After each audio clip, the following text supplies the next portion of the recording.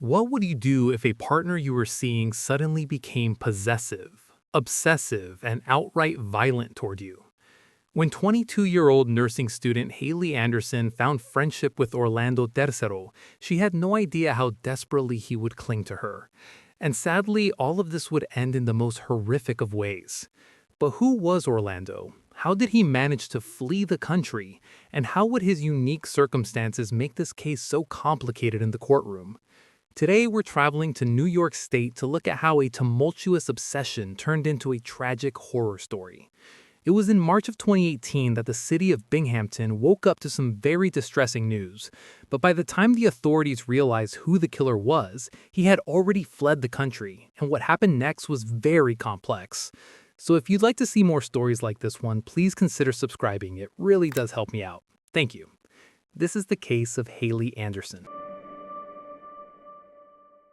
Being a Brit who's a bit clueless, when I catch the word New York, my brain jumps straight to the Big Apple. But today, we're heading 170 miles northwest to a smaller city called Binghamton, located in New York State. Thanks to its gorgeous Victorian architecture, tidy neighborhoods, spotless zoos, and conservation work, Binghamton has earned the fitting nickname of the Parlor City.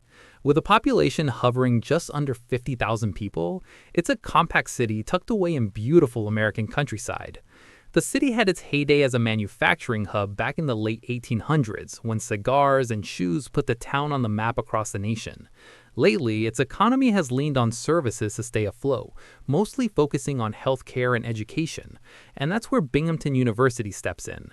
It's home to about 18,000 students, so obviously it makes up a huge chunk of the city's population.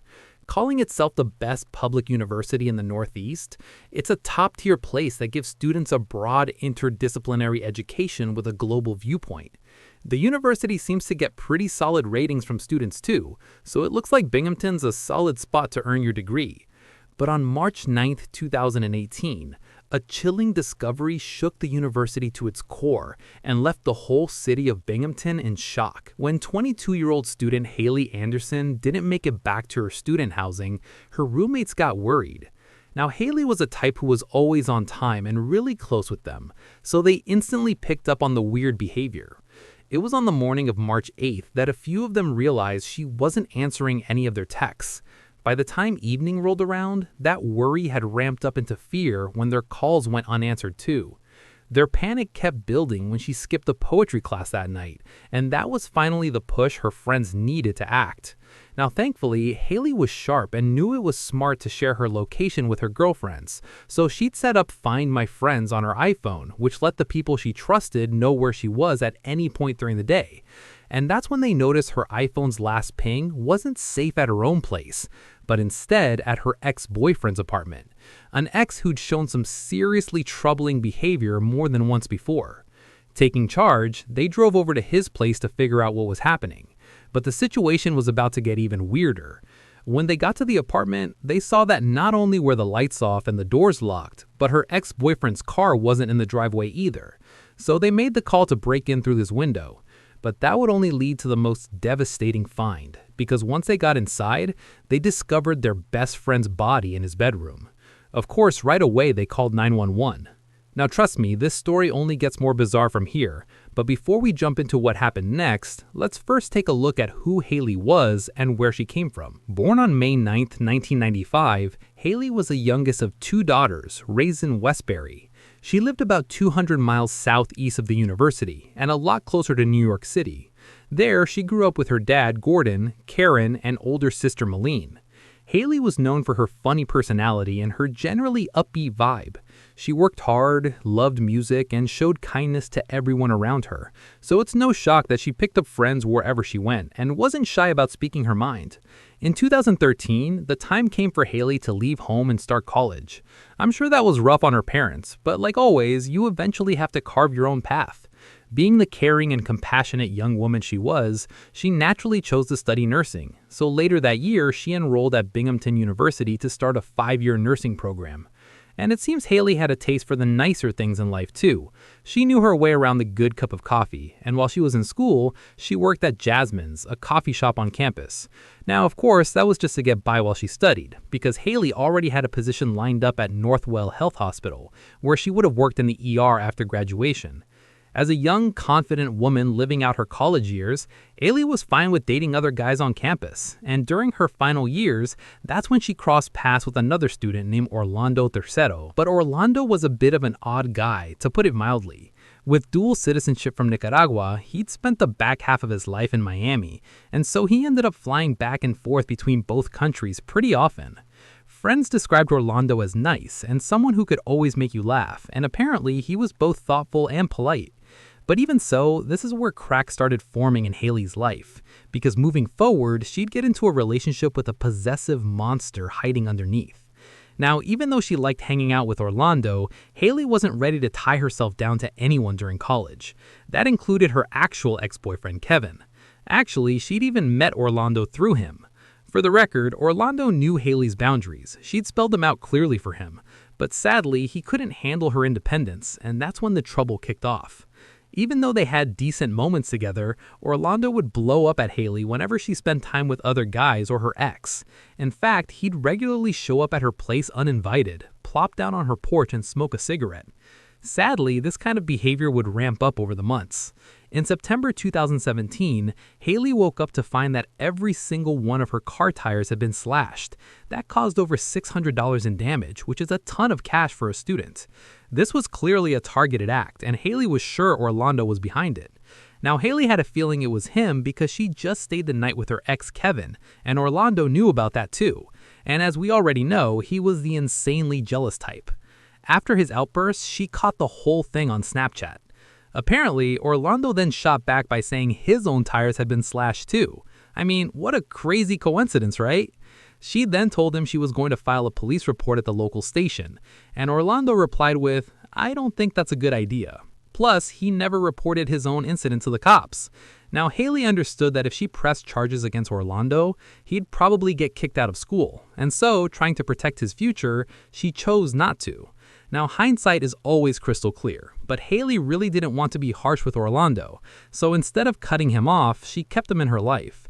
Now, it's not totally clear to me if they stayed just friends after that or if something else was going on underneath, but it did become obvious to friends that they were still hanging out one-on-one, and tragically, this would end in the worst way imaginable. In the stretch leading up to the night she died, Haley was in her final months of college, and I'm sure a lot of us can recall those mixed emotions. It was on the evening of March 7th, 2018 that Haley and some friends got comfortable at home, cracked open a bottle of wine, and played a bunch of board games late into the night. Haley hung out there for most of her evening and early morning, but around 3 a.m. she made the choice to meet up with Orlando.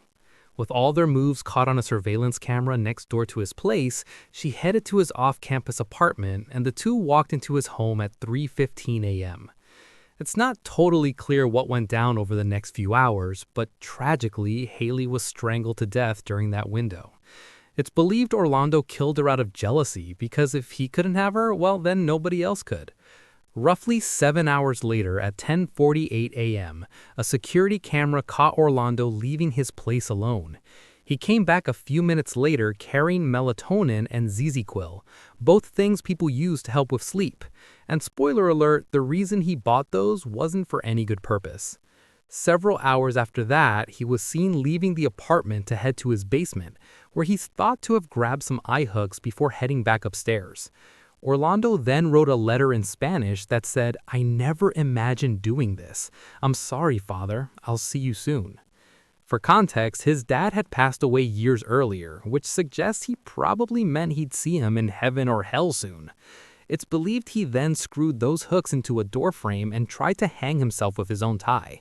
But due to bad luck, or maybe fate, he fell and cracked his head instead.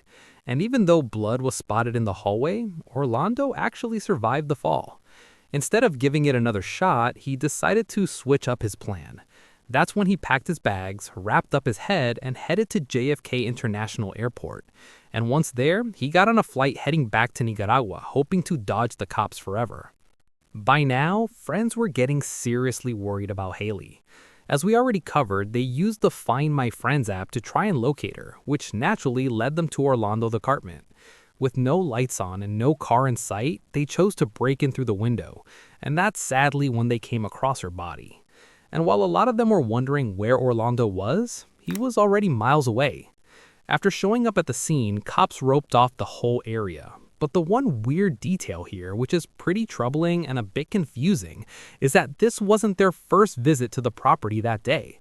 It turns out that soon after killing Haley, Orlando texted his sister to say he'd done something awful and that he was ashamed to the family. Obviously worried about her brother, she called the police to request a wellness check at his place. But after banging on his front door and getting no answer, the officer just turned around and left instead. And of course, Binghamton police came back a few hours later, this time knowing there was a dead body in his bed. But by the time they'd put it together and finally tagged Orlando as a suspect in Haley's death, he was already gone and out of the country. We are learning new details today about the man wanted for questioning in the suspicious death of a Binghamton University student.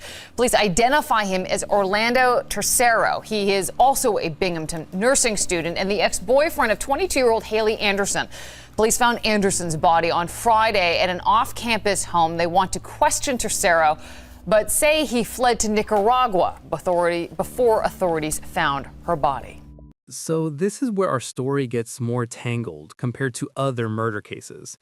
You see, if someone suspected of murder is caught in the same country where the crime went down, then pretty simply they can be tried under that country's legal system. If not, then most nations have extradition deals in place for when a suspect runs. But that totally depends on the relationship between the two countries. In Nicaragua's case, there's no treaty with the United States. So technically, Orlando was a free man since he was a dual citizen of both countries with no extradition required. Put plainly, Nicaragua didn't have to send him back to the United States. And so this was a really tense situation for Haley's family, and it was definitely a worry for a lot of the cops involved too. In fact, several detectives were openly doubtful about it. The call on what to do with Orlando would ultimately rest with the Nicaraguan government. And in the meantime, Haley's loved ones and American investigators would all have to wade through the storm of uncertainty and fear.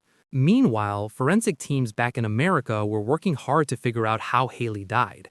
An autopsy done on her body determined that she'd been killed by asphyxiation from neck compression.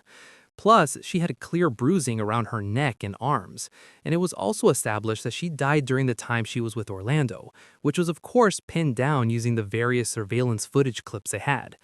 At the same time, Orlando had made it back to his family's home country, and after his mom picked him up at Managua's International Airport, they went back to the house where he grew up. It's not clear how much she knew about what her son had done back in Binghamton, but Orlando was taken care of over the next few days, even though an international alert had gone out to authorities. Still, his freedom wouldn't last long, because just a few days later, after showing up at a hospital in the city of León, Orlando Tercero was recognized and finally taken into custody. Back home, Binghamton University was grieving the loss of their student and friend. Haley Anderson's death sparked huge sadness across campus, with Monday classes canceled for senior nursing students in the wake of her murder. University President Harvey Stenger and Nursing Dean Mario Ortiz put out several statements mourning Haley and sending condolences to her friends and family. Through the pain, grief, and heartbreak, it was obvious that Haley's friends, family, and fellow students all wanted just one thing from there, and that was justice against the monster who'd caused her death. And with the public now knowing he'd escaped back to Nicaragua, all attention was on the Nicaraguan authorities and how exactly they'd handle it. But first, Orlando would spend some time in a psychiatric hospital after trying to kill himself yet again. But once he was cleared, he got moved to the Directorate of Judicial Assistance, also called El Chipote, in Managua. The United States initially responded by asking Nicaragua to send Orlando back to the U.S. to face charges of second-degree murder, which in New York State can get you up to life in prison with a minimum of 25 years behind bars. But unfortunately, Nicaragua ended up rejecting that request, which of course enraged Haley's family and friends. However, they announced that they'd put him on trial in his own country instead, and Orlando was hit with one count of femicide, which, by the way, isn't a thing in the U.S. The definition of femicide generally refers to the intentional killing of a woman by a male attacker, and of course the reasoning behind that can vary a lot. In Orlando's case, the motive was seen as jealousy. After getting close to Haley, he couldn't stand to let her go, and those pent-up feelings eventually boiled over into violence. During his trial, Haley's mom and friends confirmed that Orlando was obsessive and controlling with Haley. They made it clear he wouldn't leave her alone, would often yell at her, and of course even slashed her tires. Investigators claimed he'd likely murdered Haley out of jealousy after realizing she'd never be just his, and this matched up well with his possessive behavior, which was backed up by multiple people. Her final autopsy results concluded that she died from asphyxiation by neck compression. With this happening inside Orlando's home and the surveillance footage they had, it was nearly impossible to argue that he wasn't the one who killed her. But Orlando, he seemed to have other ideas during this trial. Even though he was surrounded by guards carrying AK-47s, he came off as bored, messy, and oddly unfazed by everything going on. He also argued that he'd been insane at the time of her death because of how much alcohol he drank that night. I mean, sure, Orlando, alcohol-fueled insanity is a totally solid excuse. You're free to go.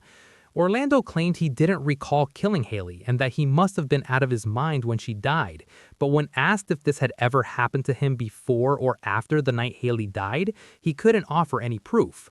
Now, the really surprising part here is that a lot of Orlando's friends from school in Nicaragua didn't think he'd murdered Haley. To them, he was just a sweet, gentle guy who loved her, and there was no way he was responsible. A bunch of them still don't think he's guilty, with some saying there were no signs he was possessive. But it's pretty obvious to assume that they wouldn't have known those things. I mean, it's not like Orlando was going to be upfront and tell them. And sadly, some of those friends still think he's innocent to this very day. Anyway, after just an hour and a half of deliberation, the single judge who had full authority came back with her ruling, and no shock, thankfully, she found Orlando guilty of femicide. As a result, he was given 30 years in prison, which, by the way, is the toughest sentence possible for femicide in Nicaragua. As you'd expect, Orlando wasn't thrilled with the outcome, and only a year later he asked for another psychiatric evaluation. But thankfully, the court ended up rejecting that appeal, and Orlando still faces 3 decades in prison to this day. To make things worse for him, an arrest warrant has officially been issued by Brome County's district attorney, and they've also vowed to ask for him to be extradited back to the US once his sentence in Nicaragua wraps up. And so that means that even after spending 30 years locked up, if he ever steps foot in America again, he'll probably have to go through a second trial. Now, I'm not totally sure how it works with double sentences for the same murder, but I'm guessing it's likely life minus 30 years, which, is still life. With Orlando's conviction, maybe Haley's loved ones can finally find the peace and closure they're owed. She's remembered as a gorgeous, smart, and warm person who touched so many lives. And personally, I think her parents should be incredibly proud of the woman she grew into. In her memory, her dad accepted her diploma at her posthumous graduation, and to this day, she's lovingly remembered by everyone who knew her. I find it kind of ironic that even though he tried to run from his crimes, he actually probably got a longer sentence than if he'd stayed in America. And I'm also guessing the prison system in Nicaragua is probably way harsher and more dangerous. No matter how many times I look into this case, I still find it completely wild that so many of his friends still believe he's innocent. Like, guys, come on, he's literally a convicted murderer here. Wake up. I think the pointlessness of it all is what really gets to me here too. I mean, there was absolutely no upside to killing Haley. Orlando's motive really was just pure bitter jealousy. I do have a ton of respect for Haley's friends, though, for breaking into his apartment, because true friends really do have each other's backs, and they weren't about to leave her alone. Anyway, folks, I think that's pretty much the end of the video today. So on that note, what do you think about this case? Do you think it was right for her friends to break into Orlando's apartment?